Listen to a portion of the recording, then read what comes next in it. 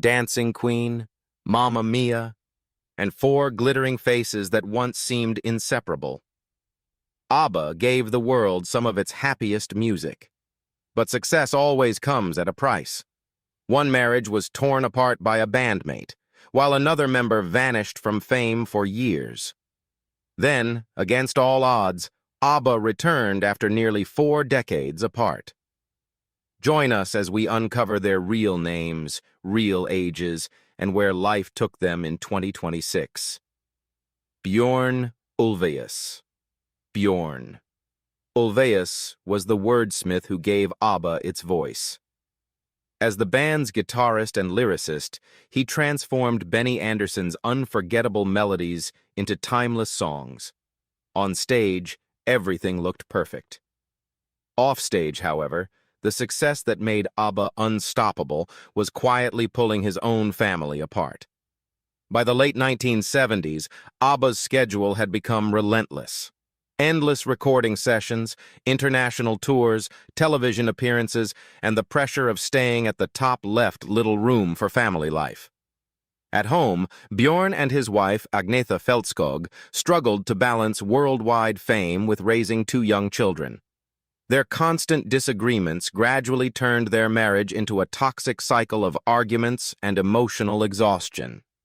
Several behind-the-scenes accounts later revealed that Björn found it deeply frustrating to live with a wife who had become one of the world's biggest sex symbols, creating a quiet sense of jealousy between them.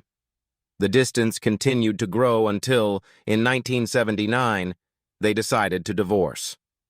Shortly after their separation, Björn wrote the lyrics to "The Winner Takes It All," one of ABBA's most emotional songs. Every line about victory, defeat, and heartbreak seemed to cut directly into Agnetha's emotional wounds. Although Björn has always insisted that the song is fictional, both the media and fans found it painfully ironic that he asked his recently divorced ex-wife to stand behind the microphone and sing lyrics that sounded so much like her own heartbreak. Ironically, the most controversial twist came almost immediately afterward. Just days after ending his tearful marriage to Agnetha, Björn was publicly seen dating music journalist Lena Kellersjö.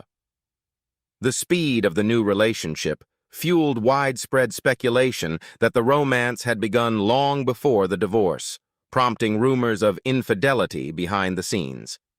Years later, Agnetha openly admitted how deeply that period had hurt her. In an interview with the Associated Press, she said, "We always told the media it was a happy divorce, but that was just a mask. It wasn't happy at all. There were tears, pain, and I was emotionally shattered." Life eventually moved forward. Björn married music journalist Lena Kellersjö in 1981, and their marriage lasted more than 40 years before ending in divorce in 2022. 2 years later, at the age of 79, he surprised fans once again by marrying Christina Sass, proving he was still willing to embrace a new beginning. His personal life wasn't the only challenge he faced. In 2007, the Swedish tax agency accused the songwriter of large-scale tax evasion, alleging that he had used offshore companies to channel millions of dollars in ABBA royalties. Although he was ultimately cleared after years of legal proceedings, the case permanently tarnished the image of a legend once regarded as completely scandal-free.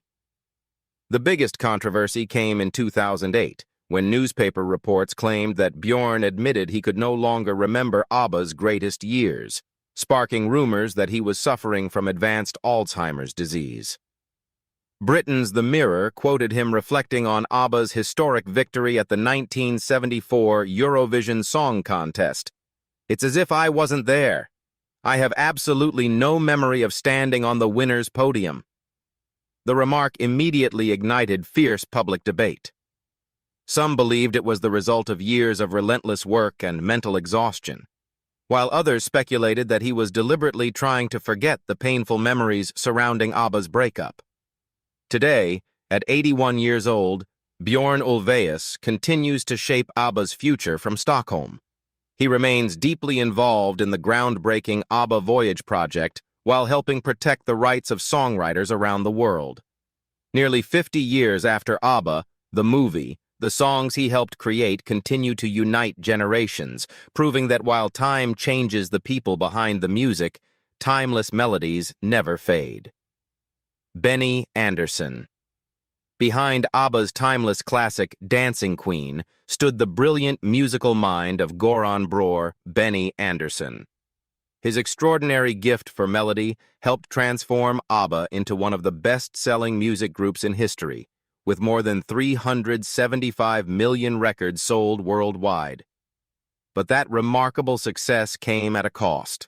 A failed marriage, a whirlwind new wedding, and a lifelong battle with alcoholism that would later affect his son as well. When ABBA reached the height of its fame in the late 1970s, Benny's career had never looked brighter.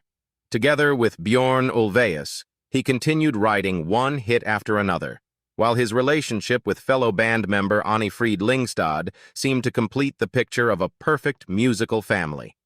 The couple had been together since 1969 and, after nearly a decade together, finally married in October 1978. The marriage, however, lasted only 3 years.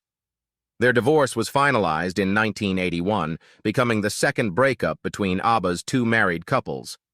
Many fans wondered whether the band could survive such deeply personal heartbreak. Remarkably, it did. Rather than allowing their private lives to destroy the group, Benny and the rest of ABBA continued recording professionally until the band's hiatus in 1982. If anything, the emotional strain found its way into the music, giving many of their later songs a depth and melancholy that listeners still connect with today. Later that same year, Benny began a new chapter, marrying Swedish television presenter Mona Nurklit. Unlike his highly publicized relationship with Frida, this marriage remained largely out of the spotlight and brought greater stability to his personal life. But another battle was still unfolding behind closed doors. For years, Benny quietly struggled with severe alcoholism. The relentless pressure of writing hit songs, living under constant public attention, and navigating complicated personal relationships gradually pushed him toward alcohol as a way of coping. What began as an escape slowly became a dependence that followed him for decades. Benny later admitted just how destructive drinking had become and how deeply it affected both his health and his personal life. Eventually, he made one of the most important decisions he would ever make. Around the beginning of the 2000s, Benny committed himself to sobriety and sought treatment for his addiction. He has remained alcohol-free ever since, calling sobriety one of the greatest turning points of his life. In later years, his son Peter Gronvall also spoke publicly about his own struggle with alcoholism, saying addiction had become a painful issue within the family. Today, at 79, Benny lives just outside Stockholm, where music still shapes his everyday life. He continues recording in his private studio, performs with Benny Andersson's orchestra, and oversees the musical direction of ABBA projects, including the groundbreaking ABBA Voyage concert experience. Nearly 50 years after ABBA, the movie, the melodies he created continue to define one of the most beloved song catalogs in music history. Agnetha Fältskog. Agnetha Fältskog was ABBA's emotional powerhouse. Her soaring, crystal-clear soprano turned great songs into timeless classics. Yet while the two men in the band were driven by the dream of conquering the world, Agnetha saw the spotlight as a form of torture. Her fear of crowds, crippling anxiety about flying, and the heartbreak of being separated from her children gradually turned one of pop music's most beloved voices into a prisoner of the very success she helped create. In 1974, Waterloo exploded at the Eurovision Song Contest, launching 4 young Swedes to global superstardom. Millions of records flew off the shelves, and fans screamed Agnetha's name wherever ABBA appeared. But behind the celebrations, a very different story was unfolding. Agnetha was married to Bjorn Ulvaeus and raising 2 young children. On stage, she smiled as though she had everything. Behind the curtain, she often collapsed in tears, exhausted by relentless touring and desperate to be home with her family. The constant battle between motherhood and international fame slowly tore her marriage apart. On Christmas Day in 1978, instead of celebrating together, one of pop music's most famous couples officially separated. The cruel irony was that the more their marriage fell apart, the stronger ABBA's music became. In 1980, shortly after their divorce was finalized, Bjorn wrote the heartbreaking ballad "The Winner Takes It All" and asked his former wife to record it. Every lyric echoed the pain of a relationship that had only recently ended. Agnetha stood before the microphone and delivered one of the greatest vocal performances of her career, forcing herself to relive heartbreak in front of the entire world. The song became another international hit, earning ABBA millions more while Agnetha's emotional strength continued to fade behind the scenes. Then came the moment that turned her fear of flying into a lifelong phobia. During ABBA's 1979 American tour, the group's private plane, traveling from New York to Boston, flew straight into a violent storm. Running dangerously low on fuel, the aircraft was battered by severe turbulence, and the pilots failed twice before finally making an emergency landing in New Hampshire. The terrifying ordeal left Agnetha convinced she never wanted to fly again. She increasingly insisted on traveling by bus whenever possible, creating additional strain within the band. Not long afterward, an anonymous bomb threat forced thousands of fans to evacuate an arena in Perth just before an ABBA concert. The constant pressure eventually pushed her into deep depression and left her increasingly distrustful of the media. When ABBA officially disbanded at the end of 1982, Agnetha walked away from fame almost completely. She moved to the quiet island of Eckerö outside Stockholm, avoided interviews, cut herself off from public life, and spent the next 16 years living in seclusion. The media began calling her the Garbo of pop because of her mysterious disappearance. But the peaceful life she was searching for would soon be shattered by an even darker chapter. In 1997, a Dutch man named Gert van der Graaf, 16 years younger than Agnetha, entered her life. He appeared thoughtful, charming, and attentive, and the two began a relationship that lasted nearly 2 years. What Agnetha didn't know was that he had been obsessively fascinated by her since he was just 8 years old, after hearing "I Was So in Love." He had even bought a house next to her property so he could remain close to her. When Agnetha ended the relationship in 1999 after realizing how controlling he had become, his obsession turned into outright stalking. On Christmas Eve in 2001, she looked out through her kitchen window and was horrified to find Gert standing outside with his face pressed against the glass, silently staring at her. He searched through her mailbox, entered her garden without permission, sent around 80 threatening letters, and repeatedly harassed her with phone calls. When police finally arrested him at his nearby home, they discovered that his bedroom walls were covered with hundreds of photographs of Agnetha, while a large portrait of her lay beside his bed. During the court case, Agnetha tearfully described the fear she had lived with for more than a year. "My privacy has been seriously violated. He waited for me everywhere, stood outside the road leading to my home, searched through my mailbox. I can no longer move around freely. I live with constant fear. I am always looking over my shoulder, and I no longer dare to drive or even walk alone." Gert van der Graaf was convicted and deported from Sweden, but the emotional scars he left behind remained for years. Yet Agnetha's story did not end there. After decades of avoiding the spotlight, she reunited with ABBA for the billion-dollar ABBA Voyage project and released the expanded album A+ in 2023.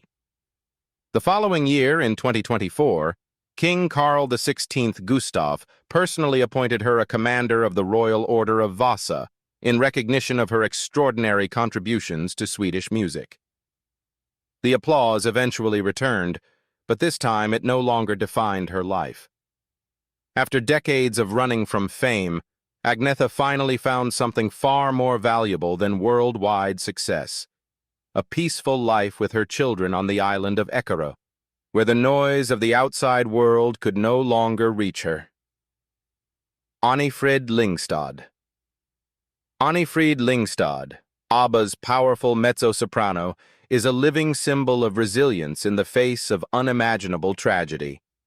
Her rich, expressive voice helped turn songs like Fernando and Knowing Me, Knowing You into global classics.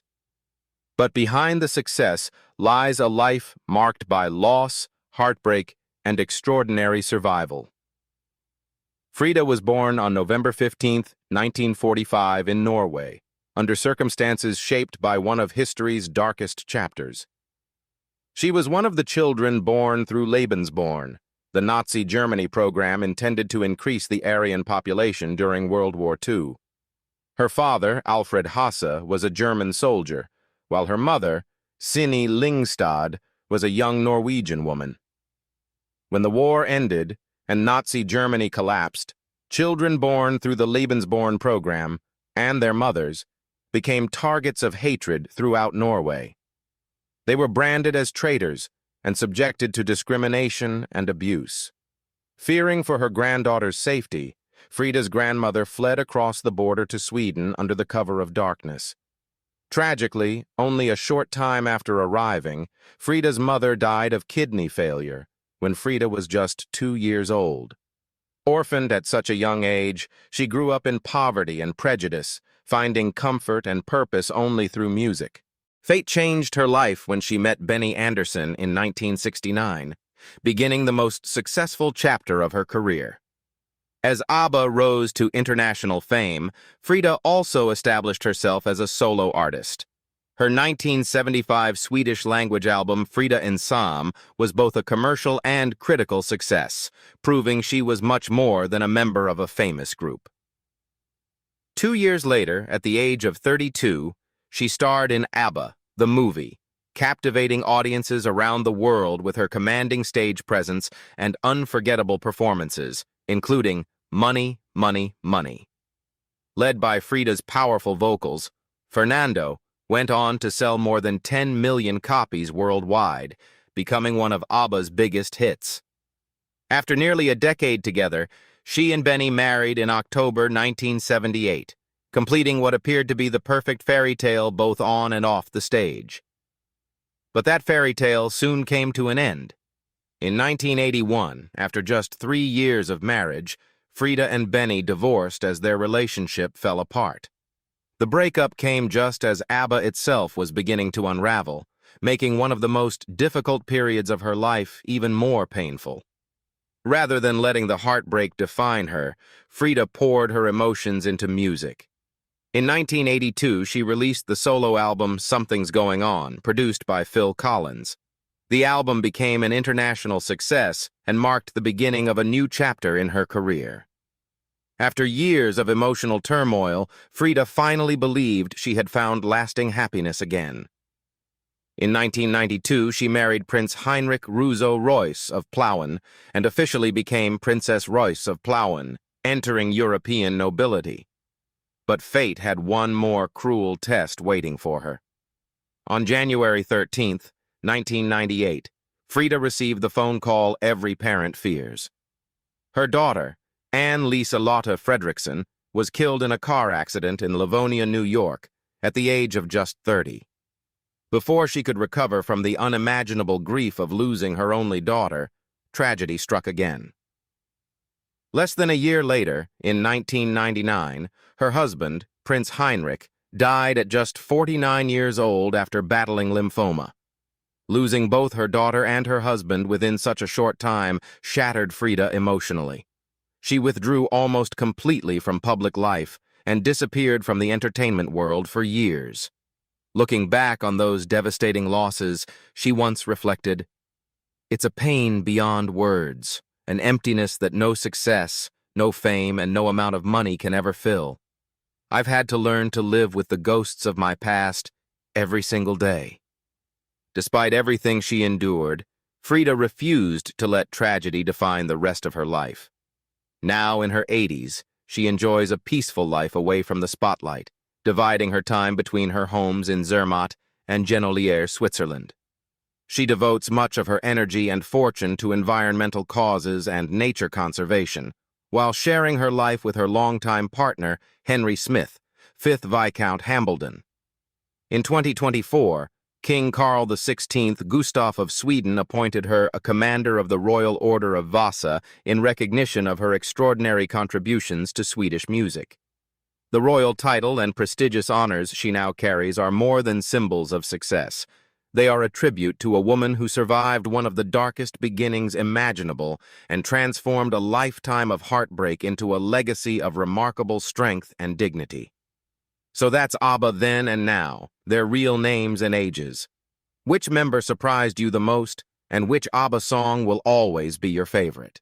Share your thoughts in the comments, and don't forget to like, subscribe, and turn on notifications for more then and now videos.